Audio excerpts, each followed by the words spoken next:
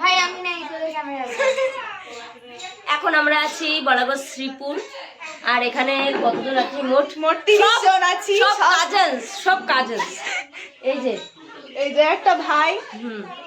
আর একা ম্যাগি বানাতে পারে গাইস, একা ম্যাগি বানাতে পারে। তোমরা যদি কেউ খেতে চাও তাহলে বলো, বানিয়ে দেবে। আর এই হচ্ছে ছোটা ডন। ওই ছোটা ডনকে দেখাচ্ছি। ছোট ডন আরেকটাই ছোট হয়ে গেছে। এই যে ওরা এখন খাচ্ছে, তাদের করে মেনু আছে।